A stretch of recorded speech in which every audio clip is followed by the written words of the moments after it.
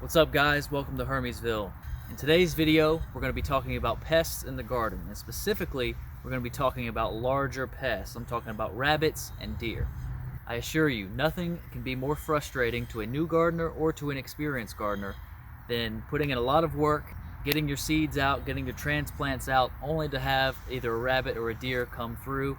One morning I went out into the garden and I saw that I had a bunch of damage.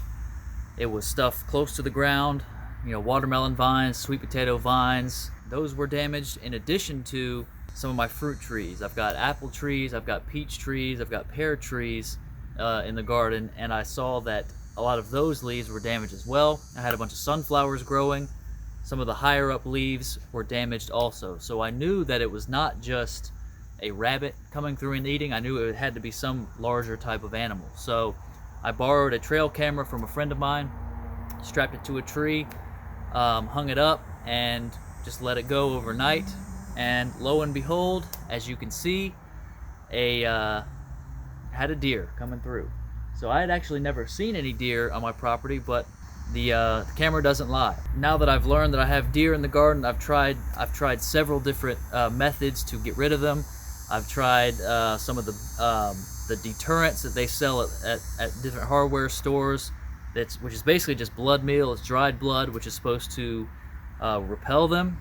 I tried several of those in my garden. Can't say that they worked. I kept getting more and more damage, and they're still coming through and tearing stuff up. So what I'm going to do to try to get rid of these guys, I'm going to bite the bullet, and I'm just going to install some fencing.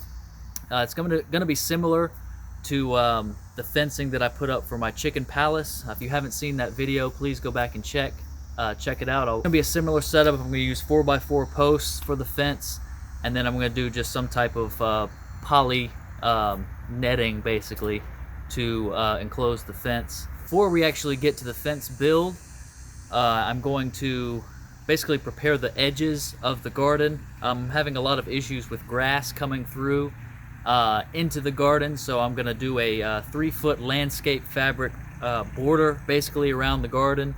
So I'm going to show you how I do that first, and then we'll get into the fence build. Alright, so this is one side of the garden that I've already done. It's just a 3-foot landscape fabric, and then I put down wood chips on top of that. Fabric I'm using, this is from Lowe's. They're level 2 3-foot weed barrier. So we're going to come down this side now.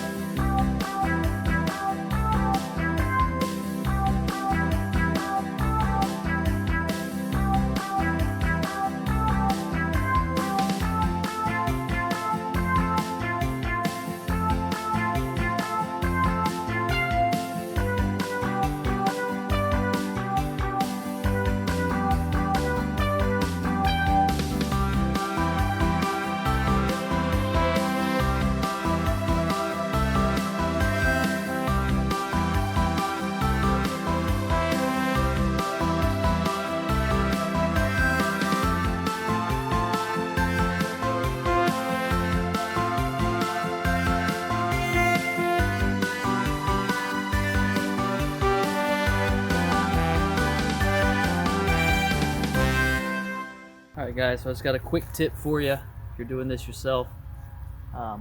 Basically I'm digging all my holes down to 2 feet, and obviously I'm using the post hole digger, so I've got to dig some and then I got to check the measurement to see how deep I'm digging. So before I was going down with my tape measure every time, it can be kind of a pain to constantly pull out the tape measure, keep measuring. So what I've got here is a story pole. Basically I measured from here up to here, 24 inches, marked it real dark. That way I can just stick this down into the hole and I need to know how deep I'm going. So this, if you have not seen this before, is a post level.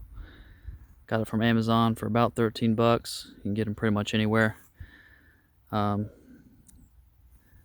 So this will tell you if your post is plumb in 2 directions.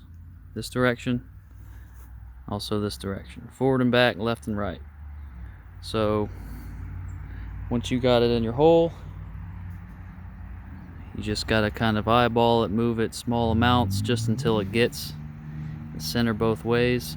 One tip that I've had to learn the hard way, a lot of times I'll get too into it and I'll try to start leveling everything before I get my shovel, and then I'll have to set it down and go pick up my tools. So always have your tools close by. That way you're ready. Once you got it level, you can go ahead and start kicking some dirt in.